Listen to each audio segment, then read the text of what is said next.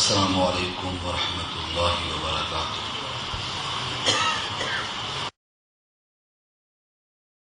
والصلاة والسلام على من لا نبي بعده، أما بعد فأعوذ بالله من الشيطان الرجيم، بسم الله الرحمن الرحيم. لا أقسم بهذا البلد وأنت حل بهذا البلد ووالد وما ولد لقد خلقنا الإنسان في كبد إلى آخر الآية. صدق الله العلي العظيم وصدق رسوله النبي الكريم ونحن على ذلك من الشاهدين والشاكرين. اللهم ألهمنا رشدنا وأعذنا من شرور أنفسنا.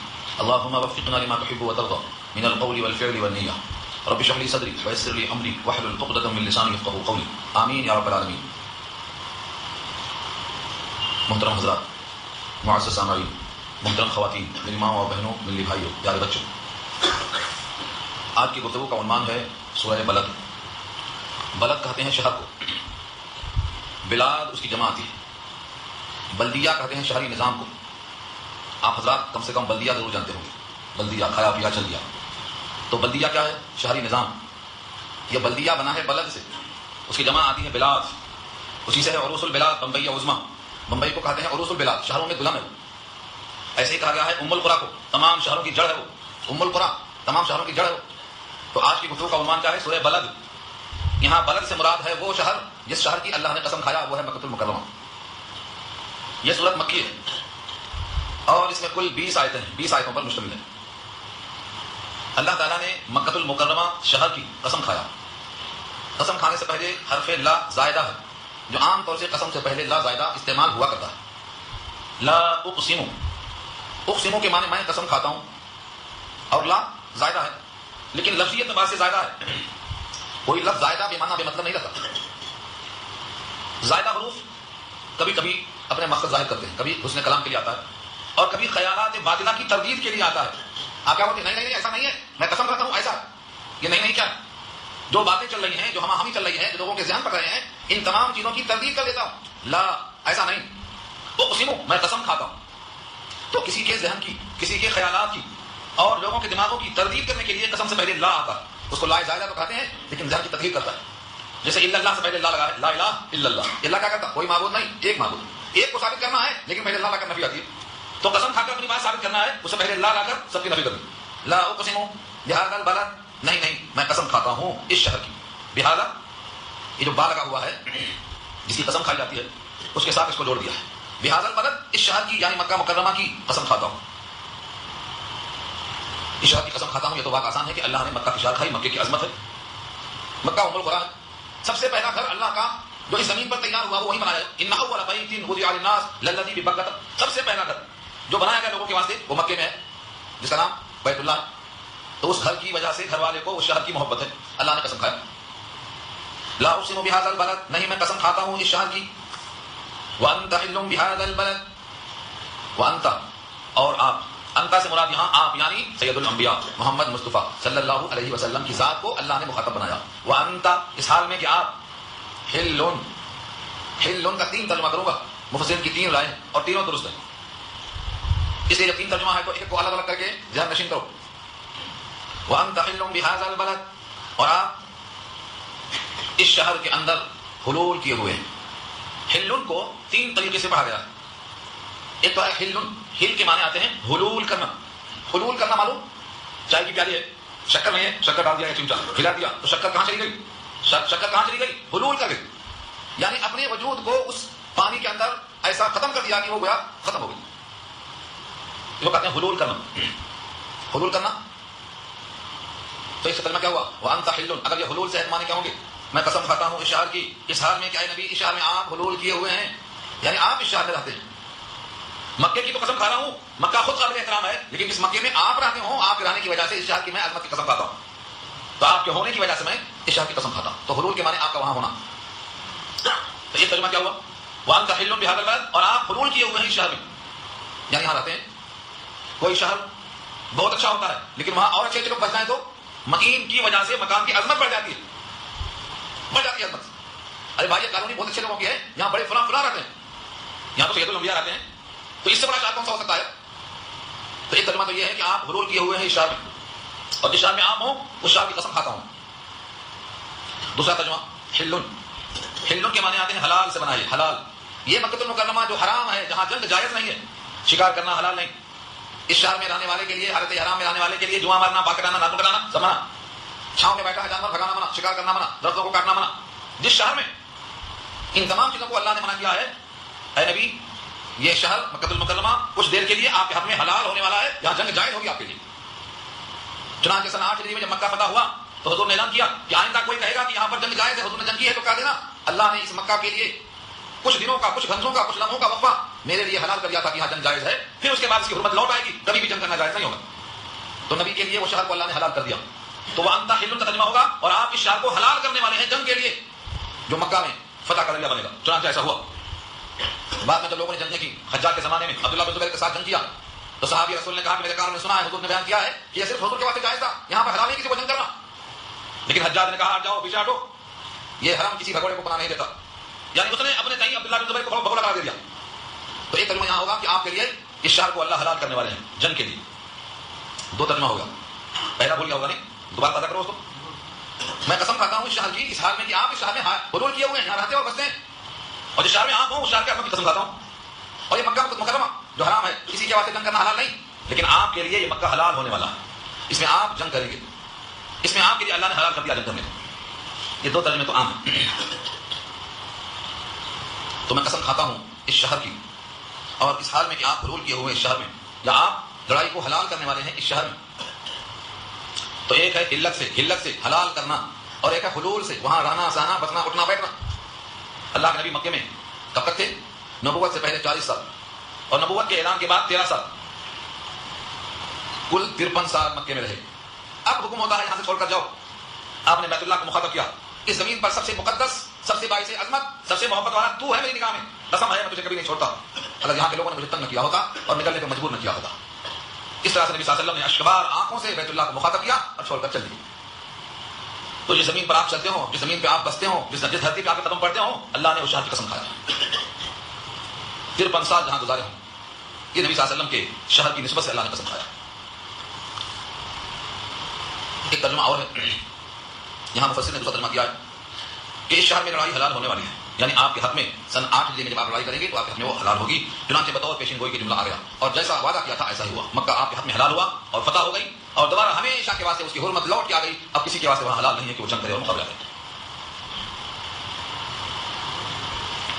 سو میں قسم کھاتا ہوں اس شہر مکہ کی، اور اس حالت میں کہ آپ حلول کیے ہوئے ہیں اس شہر مکہ میں، آپ کے ہوتے ہوئے شہر کی قسم، مکین سے مکان کی رونق کی قسم کھایا اللہ.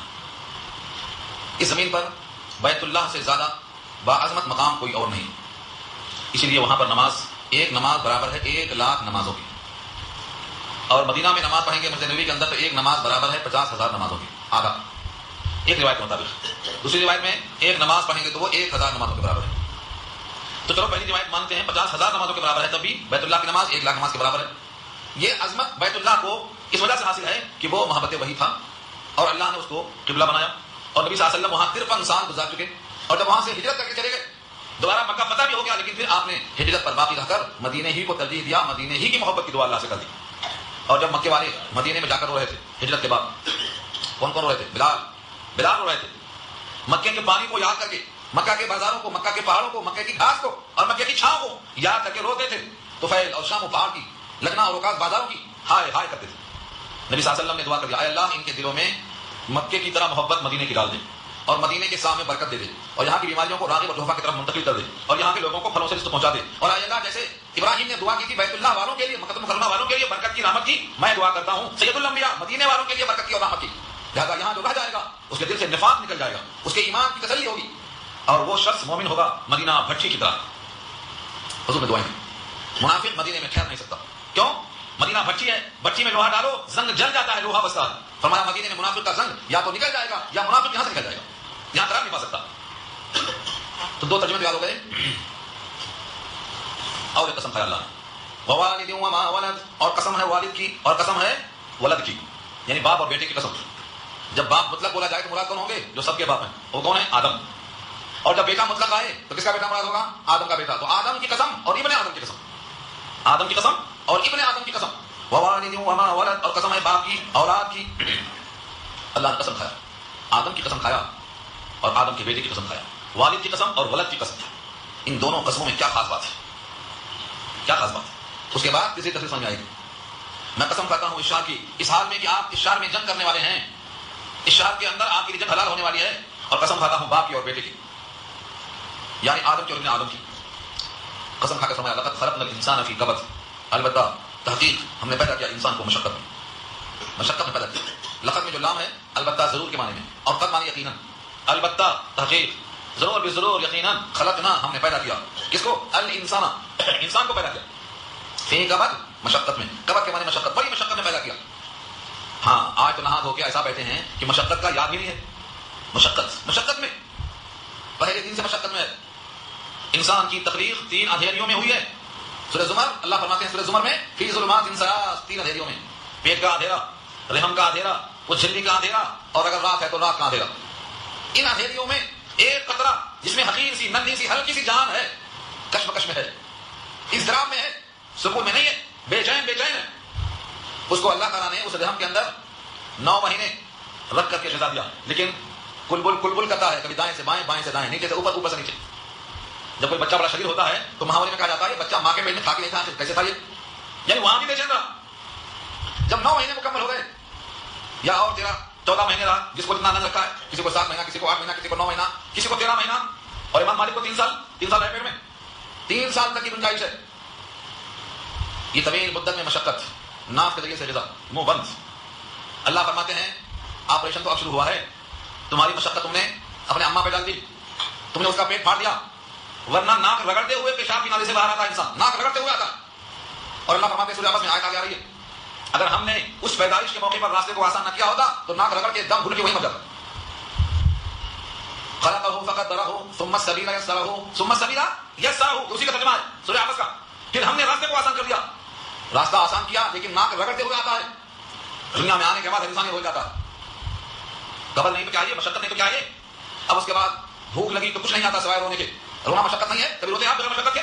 قبر ہے، روتا ہے، ماں محبت سے اس کو دودھ پلاتی ہے، تھوڑے دن کے بعد دودھ سے فیضیاب ہوتے ہوتے تھک جاتا ہوتا ہے اور روٹی کا ٹکڑا چاہیے، تو اللہ مسوڑے میں دانت پیدا کرتے ہیں، دانت نکلتا ہے تو پیشاب پیخانے بچے ہو جاتے ہیں، پھر قبر ہے، پھر مشقت ہے، پھر روتا ہے۔ کوئی کہتا ہے اس کو فلاں چیز پہناؤ تو فلاں چیز پلاؤ، روتا ہے۔ کوئی کہتا ہے نونہال پلاؤ، اور کوئی کہتا ہے اس کو پارا پلاؤ، کیوں؟ تاکہ دانت نکلتے ہوئے تکلیف کم ہو جائے۔ قبر ہے یہ، مشقت ہے یہ۔ اس کے بعد پیٹ میں دھیرے دھیرے آنکھ میں قوت آتی ہے، غذاؤں کے قابل ہوتا ہے۔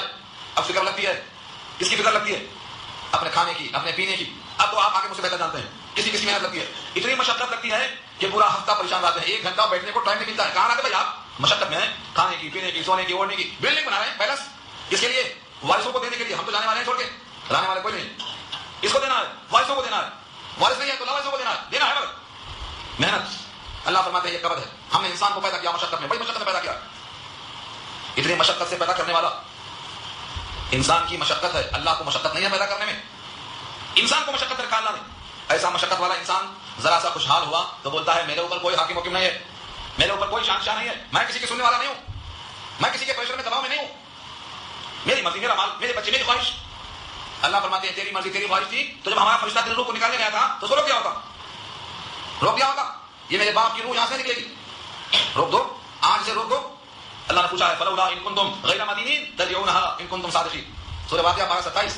اگر تم کسی کے پریشر میں نہیں ہو، کسی کے دباؤ میں نہیں ہو، کسی کے مملوک نہیں ہو، کسی کو غلام نہیں ہو، تمہارے اوپر کوئی حاکم نہیں ہے، تو اس نکلنے والی روح کو روک لو، تمہارا بیٹا مر رہا ہے روک لو، بابا مر رہا ہے روک لو، اماں مر رہی ہے روک لو، بہو مر رہی ہے روک لو۔ اگر تم اپنے موجودہ خاندان کے افراد کو چہتوں کو روک نہیں سکتے ہو تو معلوم ہوا تم جھوٹ بول رہے ہو، تم ہو کسی کی ملکیت میں، تمہارا کوئی حاکم ضرور ہے۔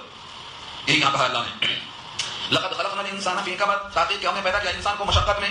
ایحسب، کیا وہ گمان کرتا ہے اللہ یقدر علیہ احد، یہ کہ ہرگز اس پر کوئی قادر نہیں ہے، اس پر کسی کا بس نہیں چلے گا، کیا ایسا گمان کرتا ہے؟ ارے بھائی ہم اس شہر میں ہیں، ہمیں کوئی نہیں پوچھنے والا بولتے، جب تک سانس چل رہی ہے غنیمت جانو، پوچھنے والا روزانہ پوچھتا ہے، ہر گھر میں روز ملک الموت آ کر دیکھتا ہے کس کا وقت ہوا ہے، ہر روز کوئی گھر باقی نہیں ہے، ہر روز۔ اور یہ مت سمجھو کہ کیسے پہنچتا ہے ہر جگہ، کیسے پہنچتا ہے، یہ دیوار یہ شہر کس کی تقسیم اس کو نہیں روکتی، اس کے لیے ساری کائنات ایسی ہے جیسے آپ کے لیے آپ کا دسترخوان، روٹی پہ ہاتھ ڈالو یا چاول پہ، کھٹے پہ ڈالو یا میٹھے پہ، جیسے آپ کا ہاتھ دسترخوان پہ پھرتا ہے، ملک الموت کو اللہ نے ایسا دسترخوان دیا دنیا کی شکل میں جہاں چاہے پہنچتی ہے۔ کیا انسان یہ گمان کرتا ہے؟ ایحسب، کیا گمان کرتا ہے، کیا خیال کرتا ہے ان یہ کہ لن یقدر، ہرگز قادر نہیں ہے علیہ اس پر احد، کوئی قادر نہیں ہے۔ کسی صاحب نے گھر میں کسی بڑھیا پر روتے ہوئے سنا، بڑھیا مر گئی، سب ہو رہے ہیں، کافی مرنے والی تھی، 80 سال کی 90 سال کی، کب تک رکھتے، کیا ڈالتے اس کو، مر گئی مر جانے دو، کہا گلجا کے مرنے پر نہیں ہے غم اس کا ہے کہ ملک الموت نے گھر دیکھ لیا، اب لگ گئی بن سب کی، تو گھر کو دیکھا ہوا ہے، کوئی گھر باقی نہیں ہے. یہ ہماری غفلت ہے. ہم اپنے ماسوں کو تو دیکھ سکتے ہیں، چلو ہم کو آئندہ قبر میں کیا ہوتا نظر نہیں آتا، لیکن پیدا ہونے والا بچہ نظر آتا، مشقت میں ہو رہا ہے. ہر بندہ مشقت میں ہے. وزیر اعظم ہو، صدر جمہوریہ ہو، بادشاہ ہو، بادشاہوں کا بادشاہ ہو، کئی ملکوں کا بادشاہ ہو، سپر طاقت ہو، کھانے کی مشقت، کھانا پسیا پانی پینے کی مشقت، فضلہ بدن سے نکالنے کے لیے پجامہ کھولنے کی مشقت، اپنے گندگی سے اپنے ہاتھ کو ملوث کرنے کی مشقت، ناک سے باندھ کے ناک صاف کرنے کی مشقت، کیچڑ نکلتا ہاتھ سے دھلنے کی مشقت. نہیں ہے مشقت؟ دنیا کا کوئی بھی انسان ہوگا اس کو یہ مشقت لگی ہے، آج بھی لگی ہے، مگر غفلت اتنی ہے کہ اس کا احساس نہیں ہو رہا. انسان گمان کرتا ہے کہ اس کا کوئی کسی طرح قادر نہیں ہے. انسان اور کیا کرتا ہے؟ یقول کہتا ہے اہلکت مالا لبدا، میں نے ہلاک کر دیا ڈھیروں مال. اہلکت ہلاک کیا، مالا مال کتنا، لبدا ڈھیروں مال خرچ کیا، یتیم خانہ بنایا، مدرسہ بنایا، مسجد بنایا، فنا کیا خوب دکھاتا، اتنا احسان بتاتا. ایسا معلوم ہوتا ہے کہ جتنا چاہے پھینکم پھینک کر لے، کوئی جاتی نہیں کتنا خرچ کیا. اللہ فرماتے ہیں کہاں سے خرچ کیا؟ پیدا ہوتے وقت ساتھ لایا تھا، کہاں سے خرچ کیا؟ تمہارے اوپر کوئی نگاہ لکھتا؟ تم نے جو کیا ہے تمہارا عمل تم بھول سکتے ہو، لیکن ہمارا لکھنے والا نمائندہ لکھتا جا رہا ہے. تم بھول سکتے ہو، ہمارا نمائندہ نہیں بھولتا، لکھا ہوا موجود ہے. تم کر کے بھول گئے لیکن یہاں لکھا موجود ہے. ایحسب ان لم یرہ احد، کیا وہ گمان کرتا ہے یہ کہ نہیں دیکھتا ہے، نہیں دیکھا اس کو کسی نے، کیا کیا کیا نہیں کیا، کوئی نہیں دیکھنے والا. اللہ فرماتے ہیں تم نے یہ سوچا کیسے کہ تم کو دیکھنے والا کوئی نہیں؟ جس ذات نے تم کو دیکھنے کے لائق بنا دیا وہ خود نہیں دیکھتا. تم بڑی اچھی نگاہ رکھتے ہو. کوئی آدمی کہا بھائی آپ کی نگاہ ماشاء اللہ کیا کہنے، بڑی اچھی نگاہ ہے آپ کی، خوش ہو جاتے. یہ نہیں سوچتے کہ میری نگاہ اتنی اچھی ہے، میں خوش ہو رہا ہوں، تو مجھے نگاہ دینے والا کیسی نگاہ رکھتا ہوگا؟ اتنے اندھوں کو آنکھ دینے والا، اتنے حقیر قدروں کو بصارت بصیرت دینے والا، وہ خود کتنا دیکھنے والا ہوگا. اس لیے اللہ نے کہا دیکھو یہ خیال چھوڑو کہ تمہارا مال کتنا خرچ ہوا، اللہ کو بتانے کی ضرورت نہیں ہے. تم کو اللہ نے دیکھنے والا بنایا، وہ خود دیکھنے والا کیسا ہوگا. ہاں دیکھو تم کو ہم نے کیسا بنایا. الم نجعل له عینین، کیا نہیں دیا ہم نے اس کے لیے دو آنکھیں؟ جب ہم کیا کہیں گے؟ ہاں بے شک دو آنکھیں دیا، ہم کو دیکھنے والا بنایا. آنکھ کے معنی کیا؟ اور لم نجعل کیا نہیں بنایا، لہو اس کے لیے عینین، عین کی جمع تسنیہ کیا ہے؟ عینین. عین کے معنی چشمہ اور عین کے معنی آنکھ، عین کے معنی گھٹنا، عین کے معنی بہت سے آتے ہیں. عینین تسنیہ ہے، کیا دو آنکھیں نہیں دی؟ سب جانتے ہیں آنکھیں دی، جتانے کی ضرورت کیا پیش آئی؟ تم کو دو آنکھیں دینے والا خود آنکھیں نہیں رکھتا. تم سب کو دیکھتے ہو، وہ تم کو نہیں دیکھتا. تم نے کتنا مال خرچ کیا کتنا خرچ نہیں کیا، جتانے کی ضرورت نہیں ہے، باطل ہو جاتا. صدقہ باطل مت کرو، لا تبطلوا صدقاتکم بالمن والأذى، صدقات باطل ہو جائیں گے، جتلائیں گے، تکلیف دیں گے، گنوائیں گے، سنائیں گے، باطل. تم کو جس نے دو آنکھیں دی ہیں وہ خود دیکھنے والا ہے. الم نجعل له عینین، کیا نہیں دی ہم نے تمہارے واسطے کیا دو آنکھیں، ولسانا اور ایک زبان، وشفتین اور دو ہونٹ. شفتین تسنیہ ہے، ہونٹ. یہ زبان ہونٹوں کے بغیر نہیں چلتی. زبان کے لیے دانت جتنا ضروری ہے، کچھ حروف ہونٹوں سے نکلتے ہیں. ذرا واو بولو، واو نہیں نکلتا، بے بولو نہیں نکلتا. کیوں؟ یہ ہونٹوں سے نکلنے والے حروف ہیں. تمہارا کیا ہوا؟ تلفظ کے لیے، ادائیگی کے لیے ہونٹ کی ضرورت ہے، زبان کی ضرورت ہے. جو اللہ تمہیں زبان دینے پر قادر ہے وہ خود زبان والا ہے، تمہیں بتانے کی ضرورت نہیں. جو تمہیں جیسے انسان کو حقیر قطرے سے انسان بنا سکتا ہے، دو آنکھیں اور ایک زبان اور دو ہونٹ دے سکتا ہے. اور اتنا ہی نہیں کیا، وَهَدَيْنَاهُ النَّجْدَيْنِ، اور ہدایت کیا ہم نے ان کو دونوں راستوں کی. النجدین دونوں راستہ، یہ راستہ کہا جاتا ہے یہ کمر لے جا رہا ہے، اور یہ کہا جاتا ہے یہ نظام بات جا رہا ہے. دو راستے بتا، کون سا دو راستہ ہے؟ ایک جنت کا، ایک جہنم کا، ایک خیر کا، ایک شر کا، ایک اچھائی کا، ایک برائی کا. یہ ہے نجدین. وَهَدَيْنَاهُ النَّجْدَيْنِ، اور رہنمائی کر دیا ہم نے اس کو دونوں راستوں کی، خیر ہو اور شر ہو. نماز پڑھیں گے جنت کی طرف، نماز پڑھیں گے جہنم کی طرف. بتا دیا. اپنے مالک کو مانیں گے جنت میں جائیں گے، اپنے مالک سے غداری کریں گے جہنم میں جائیں گے. مالک نے ضیافت کا انتظام کیا ہے، وفاداروں کے لیے اور غداروں کے لیے جہنم بنا کے رکھا ہے. یہ ہے وَهَدَيْنَاهُ النَّجْدَيْنِ. فَلَقْتَحَمَ الْعَقَبَةَ وَمَا أَدْرَاكَ مَا الْعَقَبَةُ، بس نہیں دھمکا وہ شخص گھاٹی میں. فلا اقتحم، اقتحم کے معنی آتے ہیں پار کرنا، اور عقبہ کے معنی آتے ہیں گھاٹی کے. گھاٹی، گھاٹی کیا ہے؟ گھاٹی تک گیا تو ماٹی بولتے ہیں، وہ گھاٹی نہیں ہے. گھاٹی بولتے ہیں جو آدمی حلب سے اتارا، کہاں گیا؟ فضلہ بنا. تو گھاٹی حلب کو ہی بولتے بعض لوگ، کیونکہ یہ بھی گھاٹی ہے. اور یہ گھاٹی وہ ہے جو پہاڑوں کے درمیان میں ہوتی ہے. اب یہ گھاٹی مراد ہے کہ وہ گھاٹی مراد ہے. سو وہ دین کی گھاٹی پر دھمکا نہیں، دین کی گھاٹی یہاں مراد ہے. فلقتحم العقبہ، تو نہیں دھمکا وہ شخص دین کی گھاٹی پر. دین کی گھاٹی پر سے مراد کیا ہے؟ اللہ نے خود سوال کیا، وما ادراک مل عقبہ، تم کو ادراک ہوا عقبہ سے مراد کیا ہے؟ یہ ویسا ہی سوال ہے، سبھی شاید کہتا وما ادراک مل قاریہ، وما ادراک مل حاقہ، ایسی بھی سوال ہے. وما ادراک مل عقبہ، یہ گھاٹی ہے کیا تمہیں معلوم ہے؟ گھاٹی سے کیا مراد ہے؟ اللہ فرماتے ہیں دین کی گھاٹی ہے، اس سے مراد کیا ہے؟ فک رقبہ، گردن کو چھڑا دینا. فک کو چھڑانا، رقبہ گردن، گردن بول کر پورا انسان مراد دیا. ایک انسان غلامی میں ہے، اس کو آزاد کر دیا خرید کر، یہ کیا ہے؟ فک رقبہ ہے. ایک آدمی جیل میں سڑ رہا ہے، بے قصور ہے، اس کی ضمانت دے کر چھڑا دیا، یہ فک رقبہ ہے. ایک آدمی قرض میں ڈوبا ہوا ہے، اس کے قرض کو پھیرنے کا سامان کر دیا، یہ فک رقبہ ہے. فک رقبہ نے گردن چھڑانا، گردن بول کر پورا انسان مراد دیا ہے. جیسے اللہ نے کہا ارکعوا مع الراکعین، رکوع کرو رکوع کرنے والوں کے ساتھ. اس سے کیا مراد دیا؟ پوری نماز، صرف رکوع مراد نہیں. ایسے ہی یہاں پر گردن سے مراد گردن والا انسان مراد ہے. جو بھی انسان پھنسا ہوا ہے اسے گردن چھڑا دینا ایک ہاٹی حدیث. آج تو لوگ کہتے ہیں تھوڑا سا اور پتھر ڈال دو مر جائے, قرضہ ہے اور قرضہ کر دو, بدنام ہے اور بدنام کر دو, بیمار ہے اور بیمار کر دو. لوگوں کو ٹانگ کھینچنے مزہ آتا ہے. اللہ کے بندو, ایک باپ چاہتا ہے میرے 4 بیٹے ہیں, 4 لڑکیاں ہیں, یہ سب باہم خوش رہیں. اللہ فرماتے ہیں جتنی مخلوق زمین میں ہے یہ سب اللہ کا کنبہ ہے, اللہ کا گھرانہ. اللہ کے حبیب کا ارشاد ہے الخلق عیال اللہ, تمام مخلوق اللہ کا کنبہ گھرانہ. جیسے ایک باپ اپنے گھر کے ہر فرد کو خوش کرنا چاہتا ہے, اللہ فرماتے ہیں ساری مخلوق پر رحم کرنے والا مجھ سے رحم کے قابل بن جاتا ہے. یہی ترجمہ ہے حدیث کا, ارحموا من فی الارض یرحمکم من فی السماء. زمین والوں پر تم رحم کرو, تم پر رحم کرے گا آسمان والا. آگے فرمایا من لا یرحم لا یرحم, جو رحم نہیں کرتا رحم نہیں کیا جاتا. آپ کو معلوم ہے کتے کو پانی پلانے والی رنڈی اللہ نے اس کو بخش دیا صرف پانی پلانے کی وجہ سے, مخلوق پر شفقت کے عنوان سے. ایک باب ہے باب ترحم الخلق, امام بخاری نقل کیا ہے. اوپر کے باب میں فاحشہ عورت کتے کو پانی پلاتی ہے جنت میں, اس کے نیچے لکھا ہے بلی کو پالنے والی بلی کو بھوکا مارتی ہے, نہ کھانا پانی دیتی ہے نہ چھوڑ دیتی ہے کہ جائے کچھ کھا پی لے, مر گئی جہنم میں گئی وہ خاتون. یہ دونوں میں کیا بتایا؟ بلی کو بھوکا مارنے سے جہنم, کتے کو پانی پلانے سے جنت. صحابہ نے پوچھا کیا ہم کو اجر ملتا ہے ان کے درمیان بھی؟ فرمایا فی کل ذی کبد, ہر ذی کبد, ہر ذی حیا, ہر ذی سانس والا تمہارے لیے رحم کا حقدار ہے. جب اللہ کے نبی نے کتے اور بلی پر رحم کھانے کا فیصلہ فرمایا ہے تو ہم آپس میں کیا بدیا لڑ رہے ہیں؟ آدم کے بیٹوں, آدم کی اولاد ہیں ہم سب. کوئی آدم کے سلسلے سے آتا ہے تو بیٹا بنتا, کوئی بھتیجا بنتا, کوئی بھانجا بنتا, سب ابن آدم. آپس میں لڑنے کے بجائے گردن چھڑانے کی فکر کرنا چاہیے. دنیا میں گردن چھڑانے سے جہنم سے آپ کی گردن آزاد ہو جائے گی.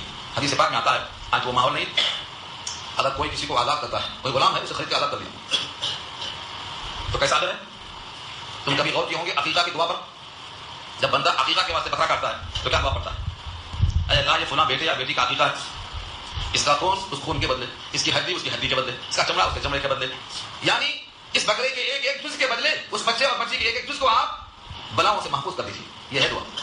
تو جس طرح عقیقے میں بکرے کے عوض میں بچے کو اللہ تعالیٰ صحت عافیت دیتے ہیں, ایسے ہی اگر کوئی کسی کو آزاد کر دیتا ہے تو فرمایا اللہ تعالیٰ اس آزاد کرنے والے کو جہنم سے آزاد کر دیتے ہیں. اس کے سر کے بدلے اس کا سر, گردن کے بدلے گردن, یہاں تک کہ اس کی شرمگاہ کے بدلے اس کی شرمگاہ جہنم سے بری کر دیتے ہیں اللہ. تو کسی بندے کو آزاد کرا دینا جہنم سے اپنے کچھ پالنے کے برابر ہے. پھر بھی لوگ پھنسانا چاہتے, الٹا الٹا کر کے خوش ہوتے, واہ کیا پھنس گیا. جناب یہ نہیں پھنسا, تم پھنسے. یہ تو یہاں پھنسا چند سالوں کے لیے اور تم پھنسے ہمیشہ کی جہنم کے لیے. تو کون پھنسا؟ یہاں کی مصیبت 50 سال 60 سال 100 سال اس کے بعد ختم, لیکن تم نے جو مصیبت مول لی ہے وہ ختم ہونے والی نہیں. تو فقر رقبہ کا ترجمہ کیا ہے؟ گردن کا غلامی سے چھڑا دینا. یہ دین کی کھانٹی, یعنی ایک مسلمان دوسرے مسلمان کے لیے عافیت بننا, سکون بننا. او اطعام فی یوم ذی مسغبہ, یا کھانا کھلانا فی یوم ذی مسغبہ, بھوکے دنوں میں کھانا کھلانا, فاقہ کے دنوں میں. اطعام کھلانا فی یوم ایسے دن میں, ذی مسغبہ جو بھوک کا دن ہو, فاقہ کا دن ہو. کوئی شخص ہو وہ بھوکا ہے, اسے کھانا کھلائیں گے تو لگتا تو ہے کہ ہم بندے کھانا کھلا رہے ہیں, یہ کس کام میں آئے گا ہمارے؟ مجھے حدیث آ گئی مسلم کی روایت. اللہ تعالیٰ قیامت میں بندے سے پوچھیں گے اے بندے میں ننگا تھا تم نے مجھے کپڑا نہیں پہنایا. وہ بندہ کہے گا آپ رب العالمین ہیں, آپ بھلا ننگے کیسے ہیں؟ پھر اللہ پوچھیں گے میں بھوکا تھا تم نے کھانا نہیں کھلایا. بندہ کہے گا آپ رب العالمین, آپ کیسے بھوکے تھے؟ پھر آپ کہیں گے میں بیمار تھا تم نے دوا کا علاج نہیں انتظام نہیں کیا. بندہ کہے گا آپ رب العالمین ہیں, آپ بیمار کیسے ہو سکتے؟ اللہ فرمائیں گے تیرے قریب میں تیرے پڑوس میں میرا ایک بندہ بھوکا تھا, اگر تم اسے کھانا کھلاتے تو وہ کھانے کے پاس مجھے موجود پاتے. فلاں بندہ بیمار تھا, اس کی تم بیمار پرسی کرتے تم وہاں مجھے موجود پاتے. فلاں بندہ ننگا تھا تم اسے کپڑا بناتے تو تم وہاں مجھے موجود پاتے. اللہ کو بھوک نہیں ہے, اللہ بیمار نہیں ہے, اللہ کو کپڑے کی حاجت نہیں ہے, لیکن ان بندوں پر کپڑا اور کھانا اور دوا کا انتظام کرنا در حقیقت اللہ کی مخلوق ہے. اللہ فرماتے ہیں ان کو کھلانا مجھے کھلانے کے برابر ہے. جیسے بزرگوں کے لیے فرمایا کسی بزرگ کا اکرام کرنا اللہ کے اکرام کرنے کے برابر ہے. یہ ہے اصل. اس واسطے کہا کسی نے عبادت بجز خدمت خلق نیست, عبادت نہیں ہے سوائے خدمت خلق کے. جتنا مخلوق کی خدمت کرو گے عبادت ہے. ہمارے پاس لوگ کہتے ہیں بھائی ہماری جوتی, ہمارا چپل, ہمارا گھر, ہماری مسجد, ہمیں کسی سے کوئی مطلب نہیں. جناب علی یہ نمازیں پڑھنے سے اللہ کو کچھ نہیں ملنے والا ہے. عبادت اصل یہ ہے کہ آپ مخلوق کی خدمت کریں, اصل عبادت یہ ہے. اور اللہ کی طرف نماز پڑھنا اس عبادت کے لیے تیار کرنے کے برابر ہے. جب آپ کا تعلق اللہ سے ہو گیا تو اللہ کا حکم پورا کرنا آپ پہ فرض ہو گیا. اور آپ نے جب اللہ کا حکم سن لیا کہ جتنے مخلوقات ہیں سب پہ شفقت کرنا ہے, رحم کرنا ہے, یہ اصل دین. تو کھانا کھلانا بھوک فاقہ کے دن. کس کو کھلانا؟ ساری بیوی کو کھلانا, بیوی کو, جس کو دیکھو بیوی کو کھلانا منع نہیں ہے, وہ بھی صدقے کا ثواب ہے. لیکن سارا کھانا اسی کو کھلائیں گے, ہمیشہ اسی کو کھلائیں گے تو بڑے لوگ کھا لیں گے. بیچارے بوڑھے ہیں, گھر میں بوڑھیاں ہیں, امیاں ہیں, دادیاں ہیں, نانیاں ہیں, سب کو کون کھلائے گا؟ جن کا کوئی بوڑھا نہیں ہم نے کون کھلائے گا؟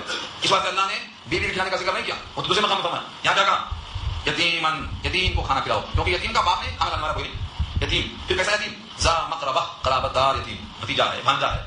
پہلے تو یتیم ہے, اس کے بعد قرابت دار بھی ہے. وہ اپنے قریب میں, اپنے عزیز و اقارب میں جو یتیم ہے یہ پہلے حقدار ہے. ایسا کوئی نہیں ہے تو او مسکینا, یا ایسا مسکین مطلب جو مٹی پر پڑا ہوا ہے. دیکھتے ہیں آج کل لوگ وہ بھی ایکٹنگ شروع ہو گئی. معلوم ہو گیا پورے بدن میں آیا ہے کھانا کھلاؤ جو مٹی پر پڑا ہوا ہے. رات میں 2-2 بجے ایکٹنگ کرتے لوگ سڑکوں پہ. کیا کرتے بھائی؟ پیسہ مانگتے. میں نہیں کہتا ہوں کہ وہ محتاج نہیں ہے انہیں مت دیا جائے, مگر یہ بھی آج طریقہ شروع ہو گیا ہے تو باقاعدہ سڑکوں پر راتوں پڑے جاتے ہیں جان کچھ ان کو معلوم ہے ٹائم مانگنے کا. گزرنے والا گزرتا ہے بولتا ہے یہی ٹائم صحیح ہے تو لوگ کتنا بھی مل جائے ان کا پیٹ نہیں بھرتا, وہ ایکٹنگ بھی کرنا شروع کر دی. بلکہ یہ تو حاجی حضرات جانتے ہوں گے, ہم نے مکے میں دیکھا ہے, مدینے میں دیکھا ہے, باقاعدہ لوگ باہر سے لائے جاتے ہیں جن کا ایک ہاتھ کٹا ہوا ہے, ایک پیر کٹا ہوا ہے. کیوں؟ ان کو حاجی جلدی سے دیتا پیسے 10,000 20,000 5,000 ایک گھنٹے میں جیب بھر جاتی کوئی. یہ خود سے نہیں آتی, لائے جاتے باہر. تو یہ ان کا عمل ہے, ان کو اللہ ہدایت دے. لیکن ہمیں حکم یہ ہے کہ آپ ایسے مسکین کو کھانا کھلاؤ جو مٹی پر پڑے ہوئے. اب مسکین انضام مطلب ہم کو یہ نہیں دیکھنا ہے کہ ایکٹنگ کر رہا ہے صحیح ہے. ہمیں تو حکم یہ ہے کہ تمہارے سامنے سوال کرنے والا آئے تو جھڑکو مت. اب مسائل بلا کرنا جھڑکنا نہیں. تو کیا بات ہو گئی؟ ایک تو فاقے کا دن ہے, دوسرے یتیم ہے, تیسرے قرابت دار ہے, چوتھے ایسا مسکین ہے جو مٹی پر پڑا ہوا ہے. ان چار سے ہٹ کر اگر پانچویں چیز آ گئی ثم کان من الذین آمنوا, پھر وہ ہوئے ان لوگوں میں سے جو ایمان والے ہیں. اوپر والے اگر ایمان والے نہیں ہیں تب بھی حقدار ہیں, لیکن اوپر کی مجبوریوں کے باوجود اگر وہ صاحب ایمان ہے تو اس کا ایک درجہ اور بڑھ جاتا. جیسے سب سے زیادہ پڑوس میں حضور سے پوچھا گیا کون حقدار ہے پڑوسی, تو تمہارا دروازہ جس کے دروازے سے بہت قریب ہو وہ پہلا نمبر ہے. پھر اگر وہ مسلمان ہو تو دوہرا حق ہے, پھر اگر رشتہ دار ہو تو تیسرا حق ہے. تو حق بڑھتے چلے گئے. ایسے یہاں بھی اوپر کے حقوق کے ساتھ ساتھ اگر وہ مومن ہے تو اس کا چوتھا حق بنتا ہے وتواصوا بالصبر. پھر ہوئے وہ ان لوگوں میں سے جو ایمان لائے ہیں اور صبر کی تلقین کرتے ہیں. وتواصوا بالصبر, وتواصوا بالصبر تو آ چکا ہے سورہ العصر میں تفصیل بات آ چکی ہے. ایک دوسرے کو حق کی وصیت کرتے ہیں کہ ان لوگوں میں سے. وتواصوا بالمرحمہ, اور ایک دوسرے کو وصیت کرتے ہیں کس کی؟ ترحم کی. وتواصوا بالمرحمہ, مرحمہ بنا ہے رحمت سے, رحمت کرنے کی ایک دوسرے کو تلقین کرتے ہیں. رحمت کرنا ایسے موقع پر جہاں غصہ ہے, بہت اونچا کام ہے. آدمی کو جہاں پیار آ رہا ہے وہاں پر رحمت کرنا کوئی کمال نہیں. جہاں پیار نہیں آ رہا ہے, غصہ آ رہا ہے, وہاں بھی رحم کرنا. جسے حضور نے فرمایا ہے سل من قطعک واعف عمن ظلمک, جو تم سے کٹے اس سے جڑو, جو تم پر ظلم کرے اس کو معاف کرو. ایسے ہی فرمایا کہ جس پر تمہیں پیار آئے وہاں تو پیار آتا ہی ہے. پیار نہیں آ رہا ہے, غصہ آ رہا ہے, لیکن اگر وہ مستحق ہے رحمت کا اوپر کی صفات کی وجہ سے تو تم اس کے ساتھ رحم معاملہ کرو. بوڑھے باپ ہیں, بوڑھی ماں ہے, اب تم کو اس کو پیار نہیں آتا. وہ بچپن میں تم پر پیار کرتے تھے, اتنا پیار تمہیں کبھی نہیں آئے گا. کیوں؟ تمہارا چہرہ بھولا بھالا تھا, ان کے اندر ان کے دل میں تمہاری محبت تھی.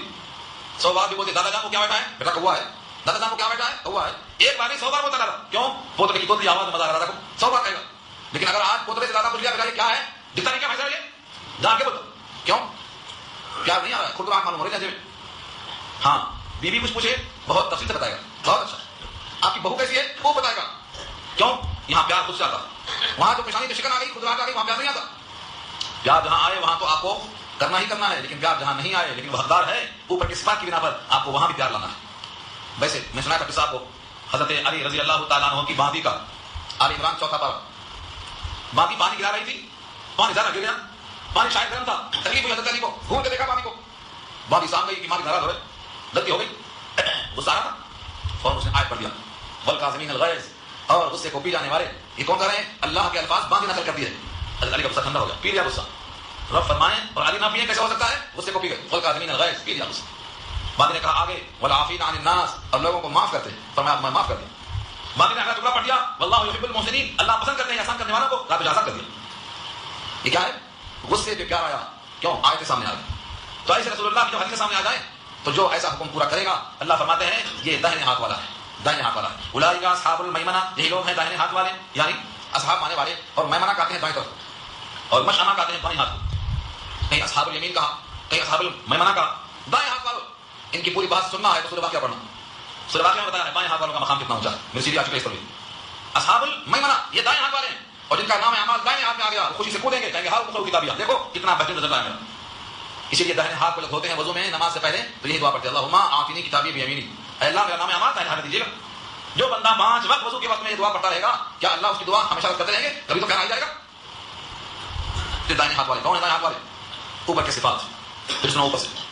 بس وہ نہیں دھمکا کھاکی میں, اور کھاکی سے مراد تمہیں کیا معلوم؟ گردن کو آزاد کرنا یا کھانا کھلانا فاقے کے دنوں میں. ایسا یتیم جو قرابت دار ہے یا ایسا مسکین جو مٹی پر پڑا ہوا ہے, پھر ہوئے وہ ان لوگوں میں سے جو ایمان والے ہیں اور ایک دوسرے کو صبر کی وصیت کرتے ہیں اور ایک دوسرے پر رحم کی تلقین کرتے ہیں, یعنی ظلم کے ترک کرنے کی فرمائش کرتے ہیں, ظلم کرنے سے روکتے ہیں.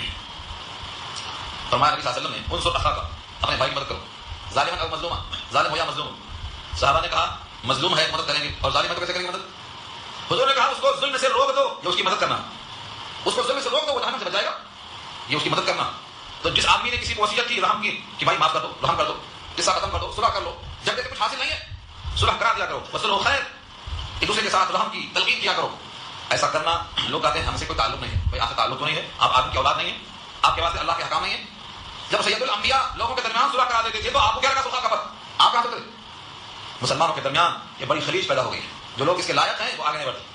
اللہ نے قرآن میں کہا سورہ نساء میں ایک عورت ایک مرد سے انبن ہو گئی، طلاق کی نوبت آ گئی. ذرا ٹھہرو، مرد میں سے ایک آدمی آئے آگے، عورت میں سے ایک آدمی آئے، یہ دونوں بیٹھ کے بات کریں، ہو سکتا ہے ابھی کچھ اور چانس مل جائے. یہ تو حکم اللہ نے دیا ہے معمولی سی بات کے لیے، طلاق کے مسئلے میں. ہمارے پاس رحم کے لیے بڑے بڑے مسائل پیدا ہو جاتے ہیں لیکن لوگ آگے نہیں بڑھتے. تماشا دیکھتے ہیں. تماشا دیکھنے والے نبی صلی اللہ علیہ وسلم کے نقش نمبر نہیں ہیں، بلکہ یہ لوگ ان سے بہت دور. جو آدمی تماشا دیکھنے والا ہے وہ عمل سے کوڑا. فرمایا کہ یہ لوگ جو رحم کی اور ترک ظلم کی فہمائش کرتے ہیں یہ داہنے ہاتھ والے ہیں. والذین کفروا بآیاتنا، اور جنہوں نے ہماری آیتوں کا انکار کیا، ہم اصحاب المشأمہ، یہ بائیں ہاتھ والے ہیں. آیتوں کا انکار کیا ہے؟ اوپر کے احکامات کو نہیں مانتا، انکار ہے. مال کے گھمنڈ میں پڑا ہوا یہ انکار کرنے والا ہے. اوپر کے جو احکامات ہیں ان باتوں میں توجہ نہ دینا عملی کوتاہی ہے، یہ انکار ہے. یہ بائیں ہاتھ والے ہیں. یہ بائیں ہاتھ والوں کا حال کیا ہوگا؟ علیہم نارن، ان پر آگ ہے. علیہم، ان پر نارن، آگ ہے. کیسی آگ ہے؟ تھوڑی دیر میں بجھ جائے گی، ختم ہو جائے گی، نکل کے بھاگ جائے گا، کوئی بچا لے گا، کوئی چھوڑنے کو آ جائے گا. تمہارا مقصدہ ایسی آگ ہے ان کے اوپر جس کو اندر رکھ کر بند کر دیا گیا ہے، باہر نکلنے کا کوئی چانس نہیں. مقصدہ کے معنی آتے ہیں تندور کے اندر آگ ہے، اس میں آدمی ہے، اوپر سے ڈھکن بند کر دیا، بس ختم. مقصدہ کے معنی بند، یہ آگ سے باہر نہیں نکل سکتا، ہمیشہ کی آگ میں رہے گا. اس سے مراد جہنم کی آگ ہے. اس لیے سورہ بلد کا تقاضا یہ نکلا کہ جس طرح اللہ تعالیٰ مکہ المکرمہ کو باغ بنائے ہیں، شہر مکہ کو، اور نبی صلی اللہ علیہ وسلم کو، اور آدم کی قسم کھایا ہے کہ سارے انسان مشقت میں ہیں، سب پریشانیوں میں ہیں. لہٰذا کوئی انسان یہ خیال نہ کرے کہ ہم پر کوئی قادر نہیں اور ڈھونگا مچائے کہ ہم نے بہت مال خرچ کر دیا. کیا وہ گمان کرتا ہے کسی نے دیکھا نہیں؟ سب کچھ اللہ دیکھ رہے ہیں، کیونکہ اللہ نے آپ کے لیے 2 آنکھیں دی اور 1 زبان دیا اور 2 ہونٹ دیا. جو سب کو یہ تسلیم کر سکتا ہے وہ خود کیوں نہیں دیکھتا ہوگا؟ اس لیے تم اللہ کی طرف سے 2 راستے بتائے گئے ہیں، خیر کو پکڑو اور شر کو چھوڑو. جو شخص دین کی گھاٹی میں نہیں آیا، یعنی غلام کو آزاد نہیں کرتا، غریب کو کھانا نہیں کھلاتا، قرابت دار مسکینوں کا محتاجوں کا خیال نہیں کرتا، ایسوں سے ہٹ کر تم وہ راستہ اپناؤ جو نبی صلی اللہ علیہ وسلم کا راستہ تھا. ہمیشہ آپ مسکینوں کا خیال کرتے تھے اور دعا کرتے تھے، اللہم احشرنی فی زمرۃ المساکین، اے اللہ مجھ کو تو مسکینوں ہی میں اٹھانا، مسکینوں ہی مجھے رکھنا. جب سید الانبیاء دعا کرتے تھے تو مسکینوں کے ساتھ رہنے میں آر کے بجائے ہمیں فخر کرنا چاہیے. اللہ تعالیٰ عمل کرنا آسان فرمائے. وآخر دعوانا الحمدللہ. دعا کریں الحمدللہ.